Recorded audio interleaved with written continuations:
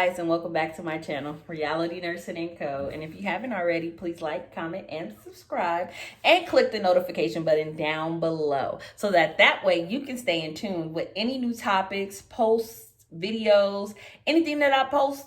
You'll see it. You'll be the first one to know.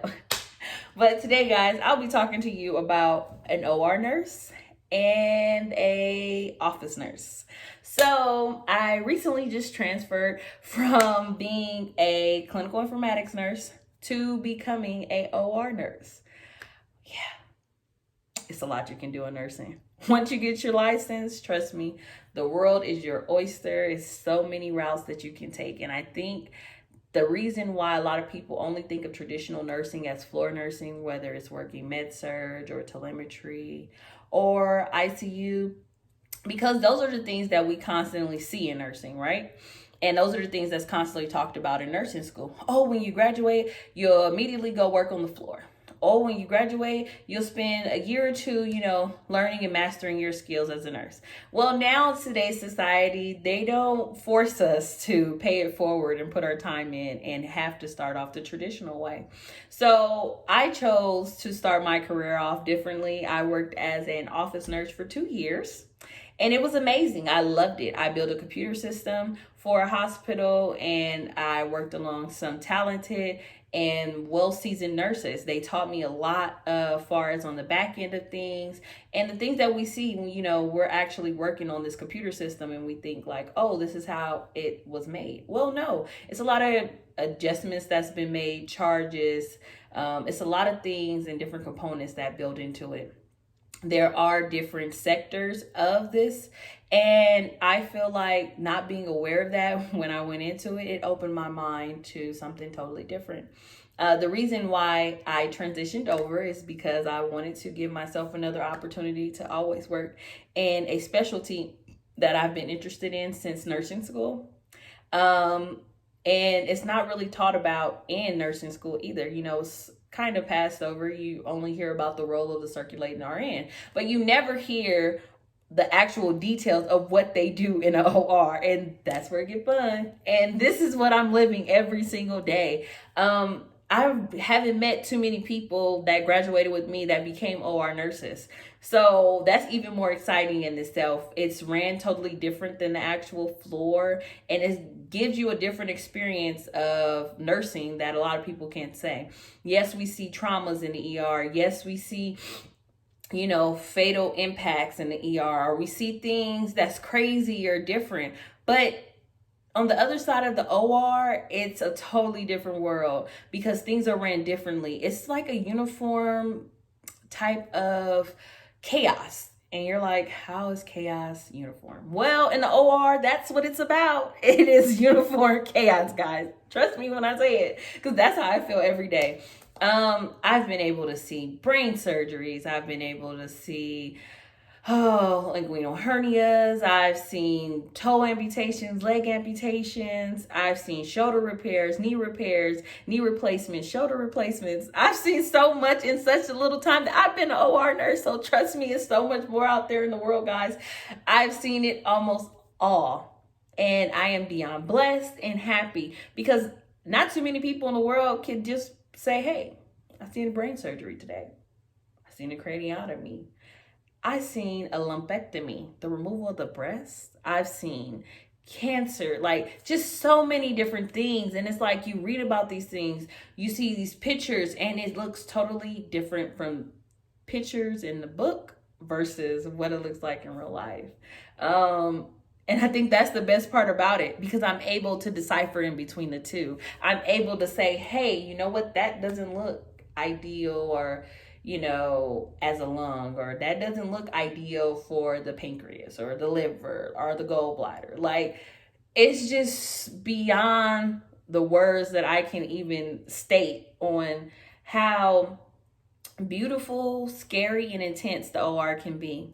I always had that idea that, being an OR nurse is more so hands-on, right? But it is hands-on, but in a hands-off type of way. There's not a lot of patient care that entails for you to be an OR nurse. You're more so just that, the patient advocate, as they see all nurses, you know? So I get to see my patients for about 10 minutes and talk to them and get to know them as a person before we take them back for surgery. That's not a lot of time compared to people that's on the floor. You deal with these patients for 12 hours, 8 hours, whatever the case may be.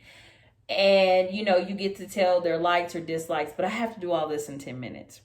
Additional to that, you know, it has to deal with a lot of equipment and positioning, because some of these patient surgeries can last up to 2 hours or more, depending on what they're having done. So we have to make sure skin integrity, pressure points, all this stuff is taken care of before the surgery begins, during the surgery, and after, to make sure that the patient didn't acquire any injuries, right?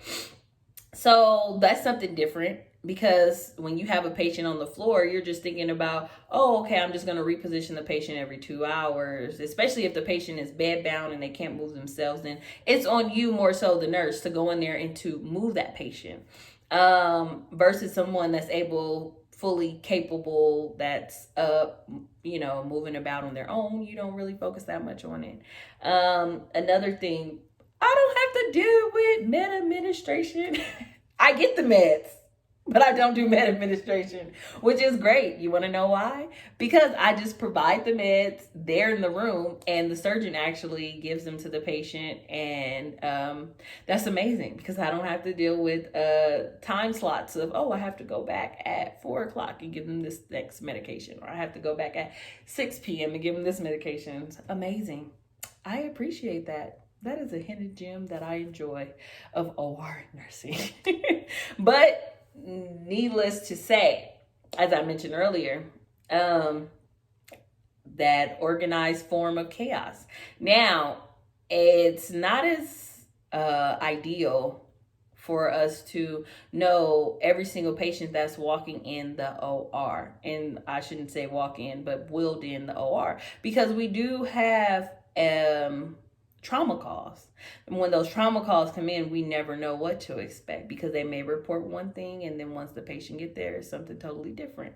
And now, especially with COVID cases, it's really strains and makes it really strenuous for us to do our job as OR nurses, because we are faced with the fact of these positive COVID patients coming in, and us not being able to test them before surgery. So we're readily exposing ourselves and not having the proper PPE at times. So that's kind of frustrating, because most surgeries are planned or, you know, elective. So, you know, you can kind of prepare for them. But these ones that come in from trauma or random accidents, it's a little bit harder to prepare for. But we do know the basic concepts and guidelines for that procedure. So just having the basic necessities there makes it a little bit more easier. But the things that are a huge problem for us, as I mentioned, are these COVID positive patients that we're having to do surgery on, and not being able to wear those spacesuits that they now give us for the OR, or being able to wear those specialized Pampers that they give us to put over our heads, and just to suit up for our body, so that we aren't exposing ourselves and our loved ones to this once we get off work. Yes, there is more of a lessened chance, because, you know, we don't wear our actual own clothing. We are provided with scrubs from the hospital, so all that stays there. Another thing is, we are advised to leave our shoes or anything that's, you know, constantly exposed to patient during the OR. We're advised to leave that there. So it's different ways around it that we can protect ourselves, but it does raises some worries in cases like those. Another difference is from non-clinical. Now you're actually dealing with these patients, so just making them comfortable, showing them that it's okay, like, we're going to take care of you, we're going to do our best to make sure that you're, you know, fully aware of all the alternative risks and benefits here. But then also being sure to just try to smile, or give them some form of caring affection. And it's not just about, okay, we want to get the surgery done and be in and out. When I was non-clinical and I worked in the office in clinical informatics, I did not deal with any patients, but on the other end, I dealt with providers and their preferences. I dealt with end users and their preferences. I dealt with management and their preferences, and it was a totally different ballgame. Now, both of the jobs, I should say, being clinical and non-clinical, has helped me become a little bit more well-rounded in the sense that I'm able to accomplish certain tasks as an OR nurse a little bit more swiftly because the computer charting side is not really getting to me. It's the hands-on tasking that I'm learning to master. It's not like I'm trying to learn two things at once. So I can say overall, it's been very good. I enjoyed it. I would suggest for each and every one of you to look into all the different aspects of nursing. If you're unsure, don't just go and settle for a med-surg job. Find your niche. Like, that's what you're supposed to do during clinicals. You're supposed to find what makes you happy. You're supposed to find what makes interest you, because it's a high turnover of nursing. People get into it and they're like, oh, I picked the wrong career. Well, maybe it's not that you picked the wrong career. Maybe you picked the wrong department within your career. Maybe you picked the wrong job title within your career, and you can change it. And that's one of the best things about nursing, because it's so versatile. It's so flexible. Like, you can go be a school nurse. You can go do public health ratings. You can be a public health nurse. You can write different things for nursing that could be beneficial for your patient care advocacy. Like, you can write policies, you can write laws, you can be a person that goes and writes the NCLEX. Like, it's so many different things that you can do. Yes, some of them takes more time to accomplish because you need experience. You could be a travel nurse. Like, it's so many different things. And I think the fact that in school they don't really expose us to all of this, we find ourselves just taking the first job that's offered to us, which is good. There's nothing wrong with that. But a lot of people get complacent and stuck there because they think that's all they can do. And that's not the case. I've mentioned so many things prior to this of what you can do. And I'm pretty sure anyone that's watching this would probably be like, oh, well, I haven't heard of that, or oh, I never thought of that, because it's never mentioned. And I'm telling you, do your research, see what's out there, see what works for you. You can do in-home care support for patients. It's just so much that you can do as a nurse. You just have to learn how to broaden your horizons and not be comfortable or complacent to what just others are telling you. And I'm telling you this because I didn't have that person there to tell me this. I was upset at myself when I didn't get that call back from that med surg, and I was thinking, oh, well, I can't, go into, not pediatrics, ICU, because that's what I really wanted to do, or I can't go into ER because I don't have that experience, because this is what I was taught in school, that you always must start off at the basics, which is med surg. So don't get caught up in that. Don't get caught up in what has been instilled in you constantly. Still try to make your own way. Try to push past that and find what works for you. Because as I've said in all my videos, what works for one may not work for the next one. Why? Because we're all different. Yes, it'll have similar tactics and you'll have the same end goal, but the route you take to get there will be different than the next person's. So don't allow just anyone to sell you anything. Do your own research. Find out for yourself.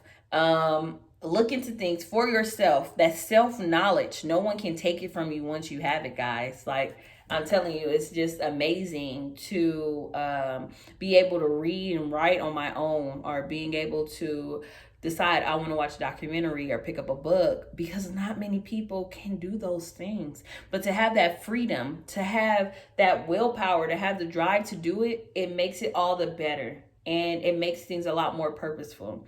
So within these first 2 videos that I posted for the year, I want you to motivate yourself to do something that's you've been wanting to do, something that's deep inside of you that you feel someone may doubt you or judge you for. Be yourself, because no one can be you better than you. Why? Because they're not you. So, we can't just sit here and allow the world to project and dictate what it is that should be done in our lives. It's our lives. So don't start tomorrow. Don't start next week. Start today. Pick up a book.